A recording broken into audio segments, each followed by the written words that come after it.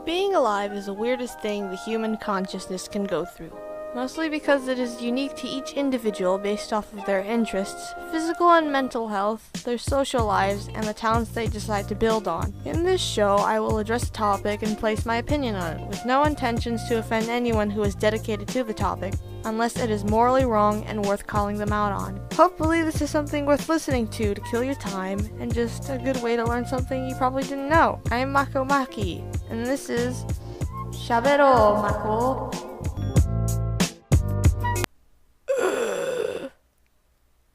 I have a promise to fulfill? No. I might as well talk about that topic just because I made a promise. Hi, I didn't see you there. Sorry if the time intervals between the two episodes were flunky, because I had to moderate myself, enjoy napping, researching the Bible for interesting interpretations. You know, the usual things a teen as myself is doing. Anywho, let's get into the topic. Hello, my name is Mako Maki, or Kuyu, or Mayose, whatever the heck you remember me by, because, whatever. Only way you can remember me without using a name is that my voice is deeper than a normal woman's voice, so whatever, yeah, let's get into the topic. Yeah. If you somehow don't know what anime or manga is, it's like if you took a cartoon and a comic book, but made the characters either cutesy, edgy, petite, busty, hot-headed, with semi-realistic proportions that are negated by big eyes, a split-line mouth, and are set with supernatural qualities, and or some soapy high school thing. And the most important aspect, it's based in Japan.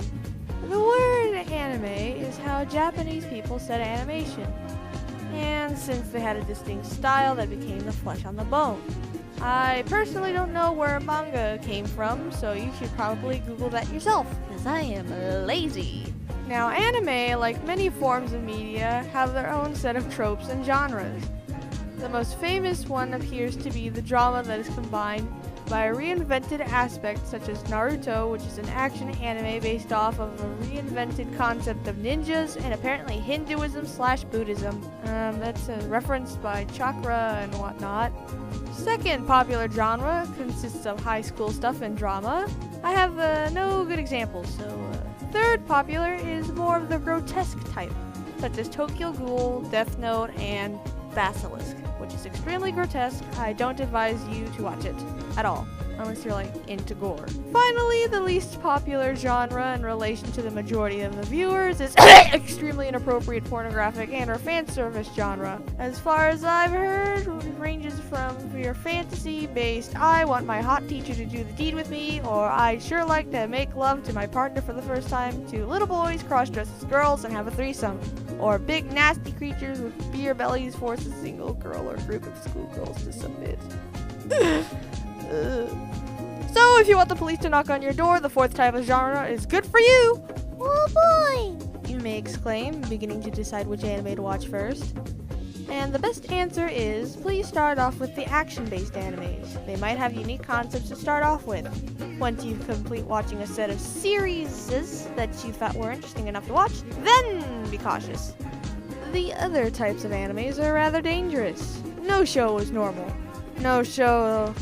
No, not that I know of. Want to see a cooking anime where it's kind of like Hell's Kitchen but at a high school? Well, prepare to see people orgasming while eating good food. Want to see an amazing adventure about a teen going on a pirate ship and not going through character development unless you consider his militant prowess? Well, have same body syndrome big booby ladies as side characters.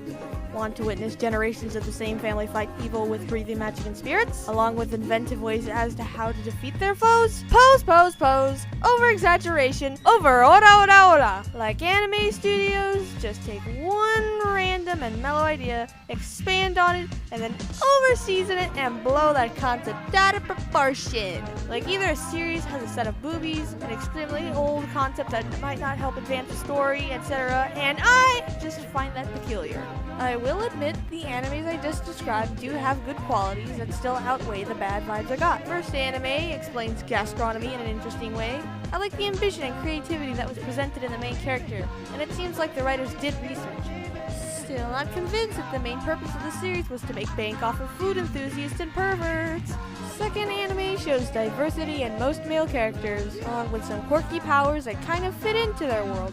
There are usually semi-interesting battles and big missions, and the inclusion of a villain sometimes advances the story.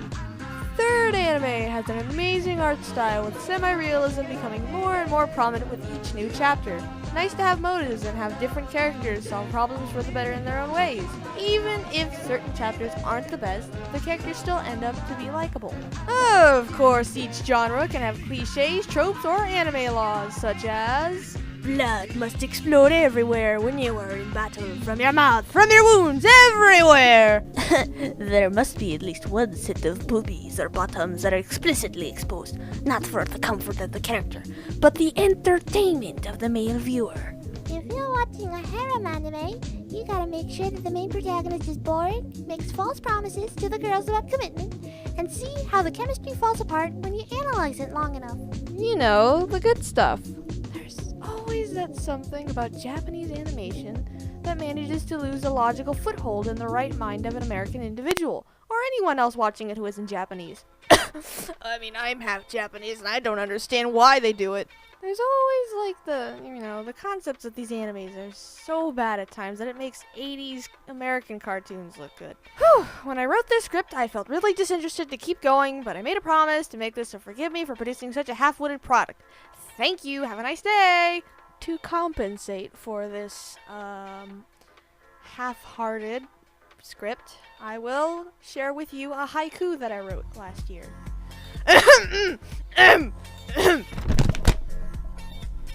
What are you doing? Stealing my chicken nuggets. That is not funny.